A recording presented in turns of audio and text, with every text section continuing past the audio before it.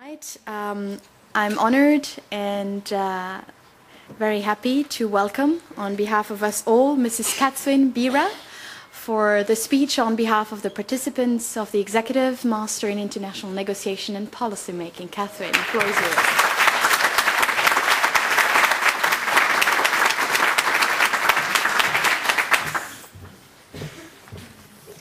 Thank you, and good evening, everybody. Exactly 1 year and 19 days ago, a group of 15 young professionals and a baby born only a few days after our course, in spite of their work, family, and social commitments, took the bold step of pursuing the Executive Master in International Negotiation and Policy Making at this prestigious institute. Today, I take the privilege, honor, and joy of performing two tasks on behalf of this exceptional group. One is the responsibility. Thank you.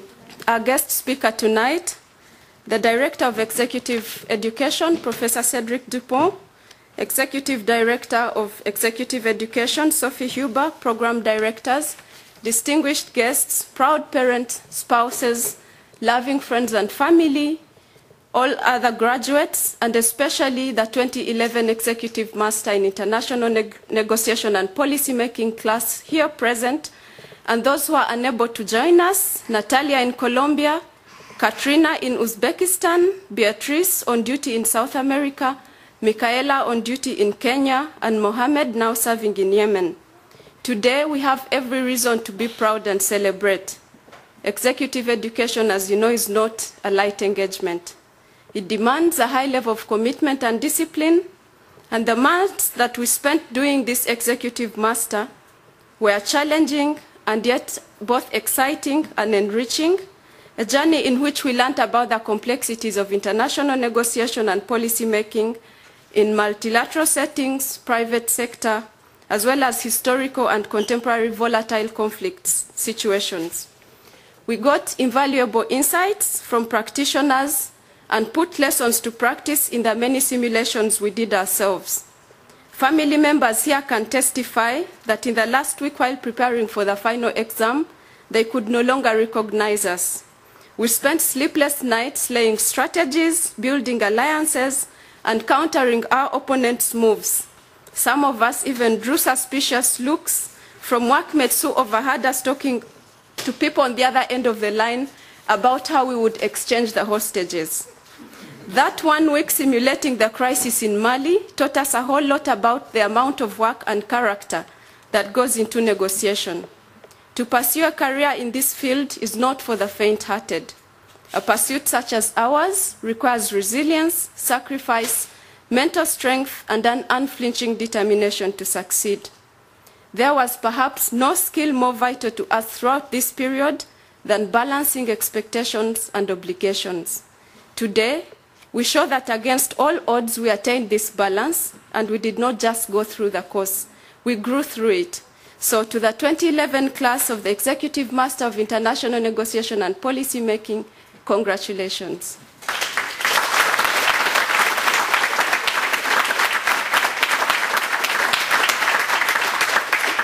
We in this class chose the Graduate Institute primarily to improve our negotiation skills, but we got more than we had bargained for.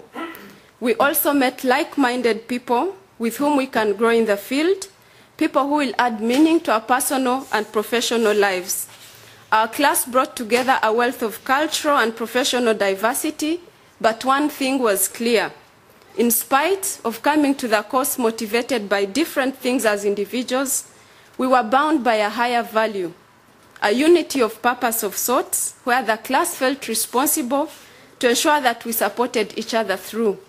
I probably benefited the most from this philosophy. Having reported only midway into the first module, my first day did not feel like I had been with the group for the first time. But by the time of the exam, I had even been mentored, coached, tutored, and guided by the rest. This group is a truly phenomenal lot.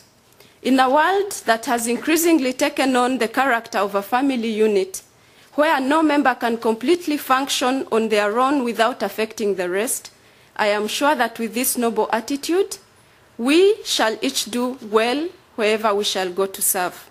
there is no doubt that the committee that selected our class was not just competent at their job, but it was exceptionally skilled and talented with an incredible sense of judgment, and right judgment, I should add. There was one other striking thing about our class. It had twice as many females as males. Security Council Resolution 1325 explicitly stresses the importance of women's equal and full participation as active agents in peace and security. But studies also show that in recent peace negotiations in various parts of the world, fewer than 8% of participants in the negotiations and fewer than 3% of peace agreement signatories were women. In fact, it was mentioned in one of the studies that no woman has ever been appointed chief negotiator in any peace negotiations led by the United Nations. Our class demonstrates that women who have the resolve and skill to contribute and lead in various negotiation fields do exist. Today's achievement shows our belief in our abilities, and we should dare to go where only few women have been. To earn a qualification like this does place a weighty burden on our shoulders. Every time we see a successful negotiation, our faith grows, but there is another reality. I remember a time when the facilitator stopped us in the middle of one of the simulations and told us we had no idea what we were doing. It hit hard, but at that moment, I realized that in negotiations in the real world, such an awakening is more rude and brutal. We are going to engage in various negotiations, and in some, we may sometimes feel completely inadequate. Recalling the dialogue between the late leader of Palestine, Yasser Arafat, and Bill Clinton after the failure of the Camp David negotiation, one cannot fail to see how frustrating the negotiators' world can be.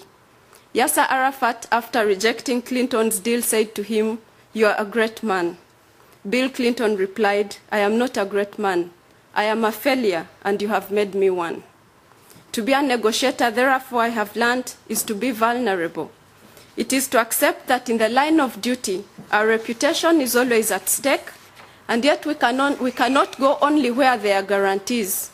All we have to work with is often the slippery sand of common ground for potential agreement. By extension, therefore, negotiators are risk takers. We are going to risk being rebuffed. We shall risk failing. These are realities we are not going to avoid. They are realities we are going to have to confront. Our joining this field is therefore only a confirmation of our willingness to dare, our strength to withstand difficult situations, and a testimony of our belief in possibility. Somebody once said that if fear is cultivated, it will become stronger. If faith is cultivated, it will achieve mastery. I see us as a people of faith. We will achieve mastery. I will end by saying a sincere thank you to all our facilitators, the professors and practitioners who shared their experiences with us, and my hope is that we shall get a place at the negotiating table.